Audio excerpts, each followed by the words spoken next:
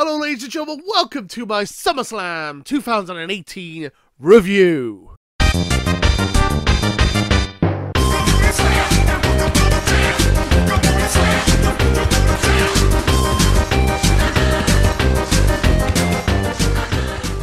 It's a couple of days late. I do apologise. I've had a bit of a cold, blocked nose. You can probably still hear it, so I do apologise for that. So bearing that in mind, we're going to keep this nice and short, like a Raw match from SummerSlam. So let's keep going. So up first, I'm going to just go through my predictions. So I predicted 8 out of 13 correct. And one of my viewers, SSVR Masters, predicted 9 out of 13 correct. So this is a debatable argument. We both use words like retention. We both said AJ Styles was going to retain. We both said the Bludgeon Brothers were going to retain. So technically, I could say I had a 10 out of 13, and SSVR Masters had 11 out of 13. But I don't want to count that. Normally, I would say Samoa Joe will win by disqualification, and then I would get the point by that. But I said retention, AJ Styles retention, which is basically me saying I think AJ Styles is going to win, and he didn't. So, grey area.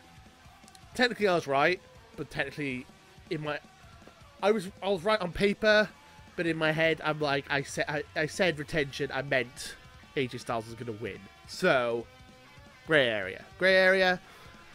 It's debatable either way. I'm going to say I had less, though. I'm going to go with 8 out of 13 instead of 10 out of 13. But if you want to give me the extra points, that's cool too. So those are the predictions. So I'm just going to go over a brief synopsis of the show. As I said, we're going to keep it short. So basically, if we just looked at the SmackDown side, it's 4 out of 5. Great show. All the matches were great. The worst match of the night on the SmackDown side was Jeff Hardy versus Shinsuke Nakamura, and that was still a really good match. So I don't really know where you can say the problem was. Probably the same match of the night was the women's triple threat match. I would say AJ Styles versus Samoa Joe was match of the night, but it ended in a DQ, which kind of mired it a little bit. So I would say the women's triple threat match was the best match of the night. You had a shock victory from Charlotte. Carmella was a new level, probably the best I've ever seen Carmella. And then Becky Lynch's heel turn was probably moment of the night, pop of the night, which is just crazy to think. So yeah, if it was just based on SmackDown, it'd be 4 out of 5. It'd be one of the best shows of the year. But it's not just SmackDown. We had a Raw side, which was, it was very hit and miss. We had 5 matches on the main show from Raw. 3 with squash matches, 4 debatably you can say are squash matches.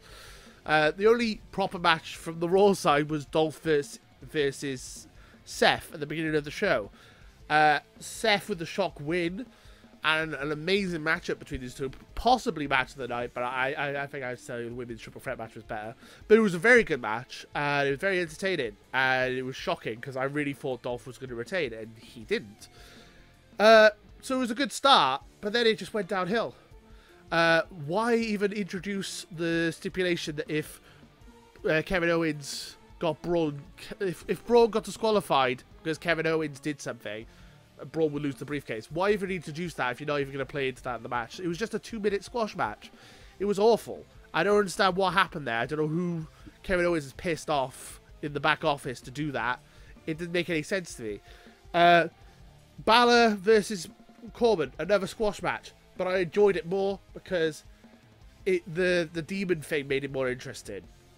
The demon returning was a cool moment. Everyone was excited to see the demon again, and it made sense the Baron would be caught off guard.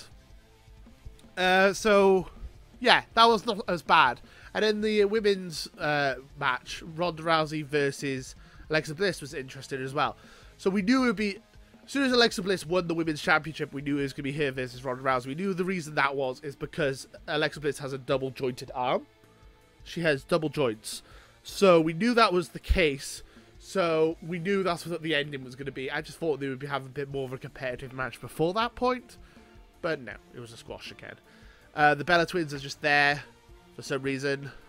I mean, the rumor is it's going to be Nikki Bella versus Ronda Rousey, which I feel is the worst possible match you could book. But there you go.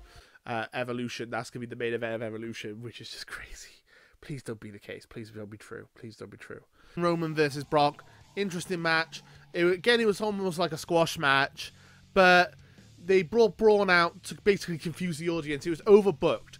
It was a squash match that was extremely overbooked, and they overbooked it to a point to confuse people, and they did that to confuse people so they wouldn't boo Roman Reigns, essentially. It was the whole point. It was clever. It was clever how it was done, but essentially they used confusion so people wouldn't boo, essentially. That's what I have to really say about Roman versus Brock. But yeah, so the Raw side, I would say, would be 2 out of 5. So I said SmackDown's 4 out of 5, Raw's 2 out of 5. Combine the two, we're going to have a 3 out of 5 star show. I thought it was a decent show. Not the best show I've ever seen, not the worst show I've ever seen. It was damn in middle average. But what did you guys think? Let me know in the comments below. And until next time, too sweet. Later, guys. Join Potato Club today and too sweet that subscribe button.